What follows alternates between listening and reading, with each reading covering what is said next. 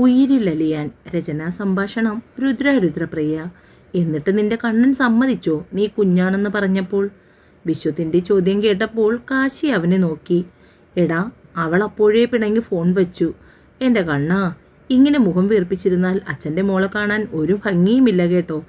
ഭക്ഷണം കഴിക്കാൻ വിളിച്ചിട്ടും വരാതിരിക്കുന്ന കൺമണിയോട് ശേഖരൻ പറഞ്ഞു. ഇതെന്തേ കണ്ണനിപ്പോൾ പിണക്കം? കാശിയുമായി തല്ലുകൂടിയോ? അമ്മ അവളോട് ചോദിച്ചു. ആരും ഒന്നും ചോദിക്കേണ്ട. കാശിയേട്ടൻ പറയുക അച്ഛേ, ഞാൻ കുഞ്ഞാണെന്ന്. ഞാൻ വളർന്ന് വലുതായിട്ട് ഇനിയൊരു കുഞ്ഞിനെക്കുറിച്ച് ആലോചിക്കാമെന്ന് വലിയ വായിൽ പറയുന്ന പെണ്ണിനെ ശേഖരനും പത്മിനിയും കൂടി അന്തം വിട്ടു നോക്കി. അത്രയും പറഞ്ഞിട്ടും ദേഷ്യം തീരാതെ കൺമണി മുറിയിലേക്ക് ചവിട്ടി തുള്ളിപ്പോയി. കഴിഞ്ഞ ദിവസം പത്മിനി ഫോണിലൂടെ കാശിയോട് സംസാരിക്കുന്നത് ശേഖരൻ കേട്ടിരുന്നു. അപ്പോൾ തന്നെ ശേഖരൻ അവരെ വിലക്കിയതാണ്. കൺമണിക്ക് 20 വയസ്സേ ആയുള്ളൂ, കുറച്ചുകൂടി കഴിയട്ടെ പത്മം. പക്ഷേ ഇപ്പോൾ അതും പറഞ്ഞ് കുട്ടികൾ തമ്മിൽ പരസ്പരം സംസാരമുണ്ടായി എന്ന് കേട്ടപ്പോൾ പത്മിനിക്കും അതൊരു സങ്കടമായി. ഞാൻ അങ്ങനെയൊന്നും കരുതി പറഞ്ഞതല്ലേ ഏട്ടാ. കണ്ണടയുന്നതിന് മുമ്പ് അവൻ്റെ കുഞ്ഞിനെ കാണണമെന്ന ആഗ്രഹം കൊണ്ട് പറഞ്ഞതാണ്. നിന്നെ സങ്കടപ്പെടുത്താൻ വേണ്ടി പറഞ്ഞതല്ല. എനിക്കും ആഗ്രഹമുണ്ട്. പക്ഷേ കണ്ണൻ അവളുടെ കാര്യം കൂടി നോക്കണ്ടേ? ഇപ്പോഴും കുഞ്ഞു പിള്ളേരുടെ കൂട്ടാണ്. വൈകുന്നേരം കൺമണിക്ക് അമ്പലത്തിൽ പോകണമെന്ന് പറഞ്ഞുകൊണ്ട് അച്ഛൻ അവളെയും കൂട്ടി അടുത്തുള്ള കൃഷ്ണൻ്റെ അമ്പലത്തിലേക്ക് പോയി. തൃക്കൈ വെണ്ണയും മഞ്ഞപ്പട്ടും തൊട്ടിലും നേർച്ചയായി കൊടുത്തു. നേർച്ചയും വഴിപാടുമൊക്കെ കഴിഞ്ഞപ്പോൾ അച്ഛന് മനസ്സിലായി കൺമണി എത്രമാത്രം ഒരു കുഞ്ഞിനെ ആഗ്രഹിക്കുന്നുണ്ടെന്ന്. പക്ഷേ തീരുമാനം കാശിയുടേതാണ്. അതുകൊണ്ട് തന്നെ അതിൽ അഭിപ്രായം പറയാൻ നിന്നില്ല. രാത്രിയിൽ കാശി വിളിക്കുമ്പോൾ കൺമണിയുടെ പിണക്കത്തെക്കുറിച്ച് അമ്മാവനും അമ്മയും അവനോട് സംസാരിച്ചു. എന്നാൽ അത് നിസ്സാരമായി കാശി ചിരിച്ചു തള്ളി. കുറച്ചുനാൾ കൂടി ഇങ്ങനെ പോട്ടമ്മേ, അമ്മയുടെ ആഗ്രഹങ്ങളെല്ലാം നടക്കും. അമ്മാവനോടും അമ്മയോടും സംസാരിച്ചതിന് ശേഷം കൺമണിയുടെ നമ്പറിലേക്ക് വിളിച്ചു. 2 റിങ് അടിച്ചപ്പോൾ തന്നെ കോൾ അറ്റൻഡ് ചെയ്തു. കാശി എന്തൊക്കെയോ വാതോരാതെ സംസാരിച്ചിട്ടും കൺമണിയുടെ ഭാഗത്ത് മൗനം തന്നെയായിരുന്നു. എന്തിനാ കണ്ണാ നീ എന്നോട് മിണ്ടാതിരിക്കുന്നത്? കാശി ചോദിക്കുമ്പോൾ പെണ്ണിൻ്റെ ഏങ്ങൽ ചീളുകൾ കേട്ടു. കണ്ണേ, കരയുവാണോ കുഞ്ഞേ? ഇതെന്തിനാ ഇങ്ങനെ കരയുന്നേ? കണ്ണ കരച്ചിൽ നിർത്തിക്കേ, ഇല്ലെങ്കിൽ ഞാൻ ഫോൺ വയ്ക്കും. എത്ര പറഞ്ഞിട്ടും കൺമണി കരച്ചിൽ നിർത്താൻ കൂട്ടാക്കിയില്ല. അതുകൊണ്ട് തന്നെ കാശി ഫോൺ കട്ട് ചെയ്തു. കൺമണി കരച്ചിൽ ഒതുക്കി കാശിയെ തിരികെ വിളിച്ചു. ആദ്യ തവണ ഫോൺ അറ്റൻഡ് ചെയ്തില്ല. രണ്ടാമത് കൺമണി ഒരിക്കൽ കൂടി വിളിച്ചപ്പോൾ കോൾ അറ്റൻഡ് ചെയ്തു. വീഡിയോ കോൾ ആയിരുന്നു കാശി അറ്റൻഡ് ചെയ്തത്. ഫോണിൽ നോക്കുമ്പോൾ വീർപ്പിച്ച മുഖവുമായിരിക്കുന്നു കൺമണി. കണ്ണേ, പിണക്കമാണോ? കൺമണി മുഖമുയർത്തി നോക്കിയില്ല. കണ്ണേ, എൻ്റെ പൊന്നെ, ഇങ്ങനെ പിണങ്ങല്ലടാ. കാശിയേട്ടാ, എനിക്ക് വാവ വേണം. എനിക്ക് പക്വതയായി. അവൾ ആവശ്യത്തിൽ കൂടുതൽ ഗൗരവം മുഖത്ത് വരുത്തിക്കൊണ്ട് പറഞ്ഞു. ഞാനിനി കുഞ്ഞുങ്ങളെയൊക്കെ മാറ്റിവെച്ച് നല്ല കുട്ടിയായിക്കൊള്ളാം. അവളുടെ പറച്ചിലും ഭാവവുമൊക്കെ കണ്ടപ്പോൾ കാശിക്ക് ശരിക്കും ചിരിയാണ് വന്നത്. പക്ഷേ ഇപ്പോൾ പെണ്ണിൻ്റെ മുന്നിൽ ചിരിച്ചു കഴിഞ്ഞാൽ അവൾ ഭദ്രകാളിയാകും, ഫോൺ പോലും തല്ലിപ്പൊട്ടിക്കുമെന്ന് കാശിക്ക് തോന്നി. അതുകൊണ്ട് തന്നെ ചിരി കടിച്ചൊതുക്കി. കണ്ണേ, എന്തായാലും നമുക്ക് സമാധാനമുണ്ടാക്കാം. എൻ്റെ കുഞ്ഞ് ഈ പേരും പറഞ്ഞ് വെറുതെ വഴക്കുണ്ടാക്കാനും ഭക്ഷണം കഴിക്കാതെയും ഒന്നും നിൽക്കരുത് കേട്ടോ. കേട്ടു. എന്നാൽ വേഗം പോയി ഭക്ഷണം കഴിക്ക്. എന്നിട്ട് നല്ല കുട്ടിയായി കിടന്നുറങ്ങണം. അവൻ പറയുന്നതെല്ലാം തല കുലുക്കി അനുസരിച്ചു കൺമണി.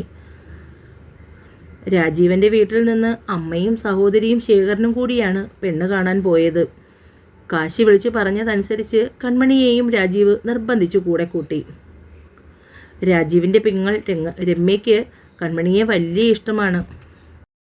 രാജീവിൻ്റെ പെങ്ങൾ രമ്യയ്ക്ക് കൺമണിയെ വലിയ ഇഷ്ടമാണ്. രമ്യ കൺമണിയേക്കാൾ മൂത്തതാണ്. കാശിയുള്ളപ്പോൾ ഇടയ്ക്കിടയ്ക്ക് 2 പേരും രാജീവിൻ്റെ വീട്ടിൽ പോകും. രാജീവിൻ്റെ അമ്മ ഗായത്രിക്കും കൺമണിയെ വലിയ ഇഷ്ടമാണ്. കാർ വന്ന് മുറ്റത്ത് നിന്നപ്പോൾ രമേശൻ വേഗം പുറത്തേക്കിറങ്ങി വന്നു. രമേശൻ്റെ അച്ഛൻ്റെ അനിയനും ഭാര്യയും വകയിലൊരു അമ്മാവനും കൂടെ ഉണ്ടായിരുന്നു. വന്നവരെ അകത്തേക്ക് ക്ഷണിച്ചിരുത്തി കൺമണി വന്ന പാടെ രമ്യയും കൂട്ടി നേരെ രാധയുടെ അടുത്തേക്ക് പോയി. രാധ കരുനീല കളർ അനാർക്കലി ചുരിദാറാണ് അണിഞ്ഞത്. മുടി വിടർത്തിയിട്ട് നിറയെ പൂവച്ചു. കുഞ്ഞു പൊട്ടും അധികം ഒരുക്കുമില്ലെങ്കിലും സുന്ദരിയായിട്ടുണ്ട്. രമ്യയ്ക്ക് രാധയെ കൺമണി പരിചയപ്പെടുത്തി കൊടുത്തു. വളരെ പെട്ടെന്ന് 3 പേരും കൂട്ടായി. പിന്നെ കളിയും ചിരിയും വർത്തമാനവും. ഇടയ്ക്ക് കൺമണിയുടെയും രാധയുടെയും ഒച്ച ഉയരുമ്പോൾ രാധയുടെ അമ്മ വാതിൽക്കലെത്തും. അതോടുകൂടി നിശബ്ദമാവുമെല്ലാം. വന്ന കുറച്ച് സമയത്തിനകം തന്നെ ഗായത്രിക്ക് ആ വീടും പരിസരവും രമേശനെയും അമ്മയെയും വല്ലാതെ ഇഷ്ടമായി. ചായയുമായി രാധ മുന്നിലും കഴിക്കാനുള്ള പലഹാരങ്ങളുമായി കൺമണി പിന്നാലെയും അതിനു പിന്നിലായി രമ്യയും വന്നു. രാധയെ കണ്ട രാജീവൻ്റെ കണ്ണുകൾ വിടർന്നു. അതേസമയം രമേശൻ്റെ കണ്ണ് പതിഞ്ഞത് മറ്റൊരാളിലായിരുന്നു. കൺമണിയിലേക്ക് നീണ്ട കണ്ണുകളെ രമേശൻ ശാസനയോടുകൂടി തടഞ്ഞു നിർത്തി. തൻ്റെ ഭാഗത്തു നിന്നും മോശപ്പെട്ട ഒരു നോട്ടം പോലും കൺമണിക്ക് നേരെ ഉണ്ടായിക്കൂടാ.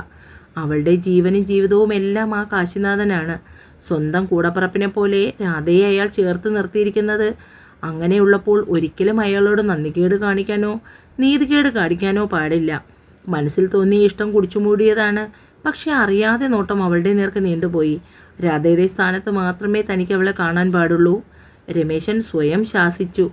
എന്നാൽ കൺമണിയുടെ പിന്നാലെ വരുന്ന രമ്യയുടെ നോട്ടം മുഴുവനും രമേശനിലായിരുന്നു. അവൻ്റെ കുഞ്ഞിക്കണ്ണും നീളം തലമുടിയും ഉയർന്ന നാസികയും ഒക്കെ അവൻ്റെ ഭംഗി ഉയർത്തി കാണിച്ചു. അവൾ വേഗം നോട്ടം അവനിൽ നിന്നും മാറ്റി. ചായയുമായി രാജീവിൻ്റെ മുന്നിൽ നിൽക്കുമ്പോൾ പെണ്ണിൻ്റെ മുഖത്ത് ആദ്യമായി നാണം. രാജീവൻ ഞെട്ടിക്കൊണ്ട് അവളെ നോക്കി. കാരണം അങ്ങനെയൊരു ഭാവം ആദ്യമായാണ് കാണുന്നത്. ചായ കൊടുത്തു കഴിഞ്ഞ് രാധ അല്പം അകത്തേക്ക് മാറി നിന്നു. രാജീവൻ്റെ അമ്മ ഗായത്രി രാധയെ അടുത്തു പിടിച്ചിരുത്തി. മോളെ അമ്മയ്ക്ക് ഇഷ്ടമായി. ഇങ്ങനെ മിണ്ടാതിരിക്കാതെ എന്തെങ്കിലുമൊക്കെ സംസാരിക്കുക. ഇപ്പോഴത്തെ പെമ്പിള്ളേർ സാധാരണ ആൺകുട്ടികളെക്കാൾ നന്നായി സംസാരിക്കുന്നവരാണല്ലോ. ഗായത്രി പറഞ്ഞു നിർത്തുമ്പോൾ അതിന് മറുപടി പറഞ്ഞത് രാജീവനാണ്.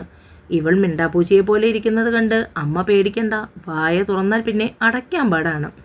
രാജീവൻ അത് പറയുമ്പോൾ അവിടെ ഒരു കൂട്ട ചിരി മുഴങ്ങി. എന്നാൽ അപ്പോഴേക്കും രാധ അവനെ കൂർപ്പിച്ചു നോക്കി.